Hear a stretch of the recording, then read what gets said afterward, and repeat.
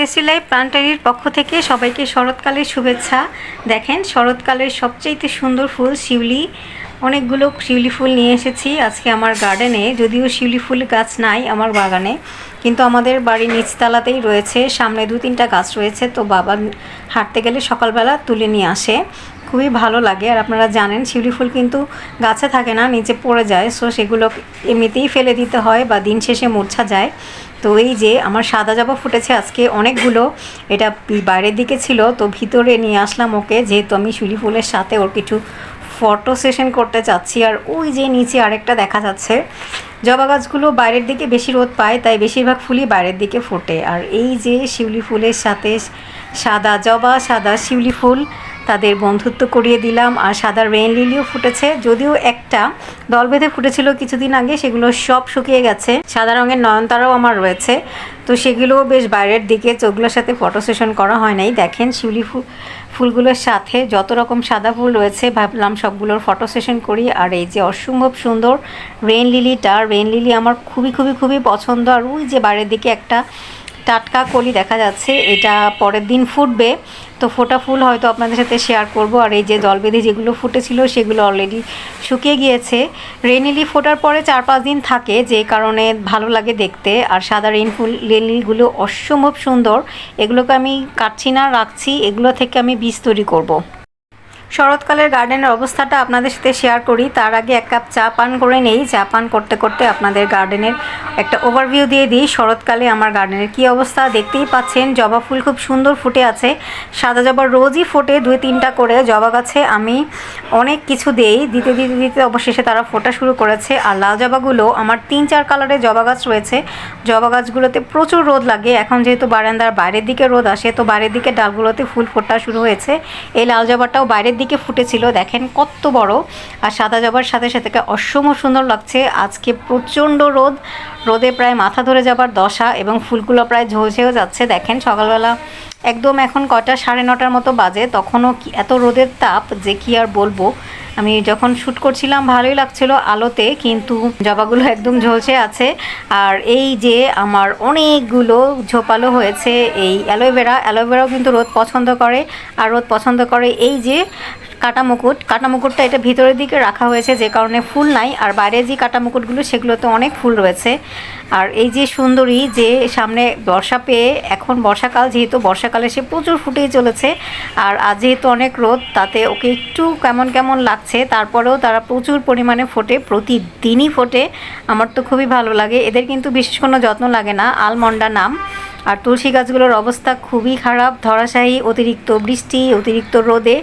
আর এই চন্দ্রমল্লিকাটা বাড়ি থেকে আমার বোন নিয়ে এসেছিলো, তো দেখা যাক ও বাঁচে কিনা, শীত অবধি ফুল দেওয়া শুরু করে কিনা। সাদা রঙের অপরাজিতা আমার খুব ভালো লাগে, অনেক সাদা অপরাজিতা ফুটে, রোজই 2-3টা করে ফোটে। তো আমি এগুলোকে রেখে দিয়েছি, কারণ এগুলো থেকে আমি বীজ তৈরি করব। এই যে সাদা ফুল শুকিয়ে দেখেন বীজ তৈরি শুরু হয়েছে মাত্র, আর ফুলগুলো মাথায় রয়েছে।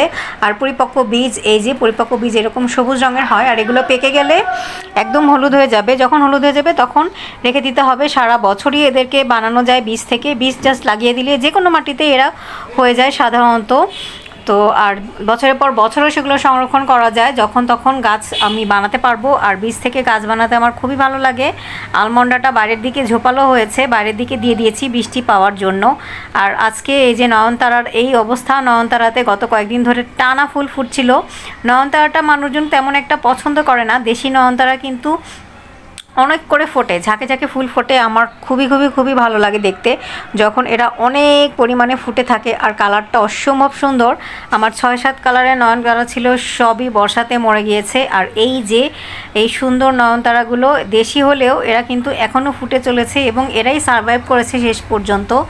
আর অন্যগুলো একটাও নাই। দুঃখের ব্যাপার হচ্ছে এই, বর্ষাকালে আমি একবার ট্যুর দিয়েছিলাম, বর্ষার শেষে শরতে আমার নয়নতারা একটাও নাই, দেশিগুলো ছাড়া। আর এই যে পার্পল কালারের পার্পল হার্ট, কাটা মুকুট, মানি প্ল্যান্ট, আর ওই যেই টবটা আমি রোদের মধ্যে রেখেছি ওটাতে আমার পুঁইশাক লাগানো ছিল, তো এটা বৃষ্টিতে ভিজে টইটুম্বুর হয়েছে, তো ভিতরের দিকে অনেক রোদ ঢুকেছে আজকে, তাই ভিতরের রোদে ওকে শুকাতে দিয়েছি। আর মানি প্ল্যান্টে ডালগুলো অনেক লম্বা হয়েছে, এগুলো আজকে কাটিং করব বলে ভিতরে এনেছি। স্নেক প্ল্যান্টটাও সুন্দর হয়েছে। আর এই যে বড় আমার সাদা জবা, আর ঠিক সোজাসুজি রয়েছে ওরিও প্লান্ট মানে রিও প্লান্ট, তার সাথে রয়েছে ফিলোডেনড্রন, ওই পাশে আরও পার্পল হার্ট, আর ওই যে বাইরের দিকে সাদা রঙের নয়নতারা।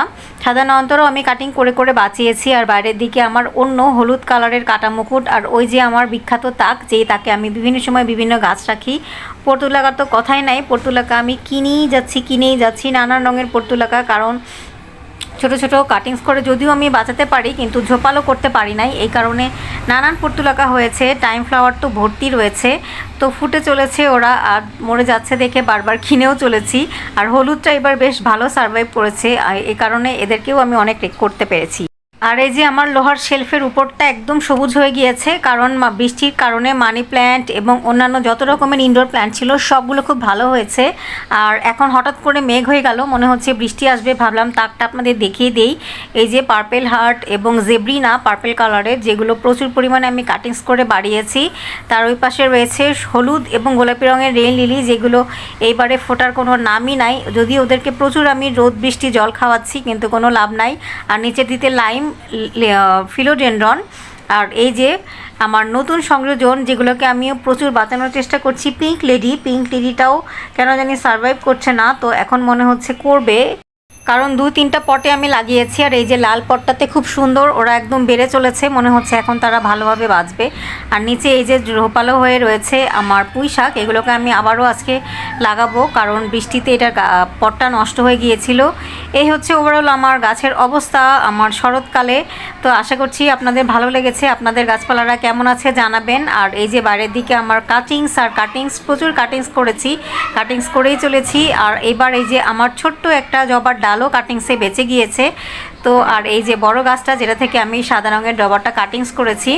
আপনাদের গাছপালারাও ভালো থাকুক, সুস্থ থাকুক, এই প্রত্যাশায় আজকের শরৎকালের গাছপালার ওভারভিউ এখানেই শেষ করছি। আবারও দেখা হবে শীতকালে শীতের ফুল পাতা নিয়ে।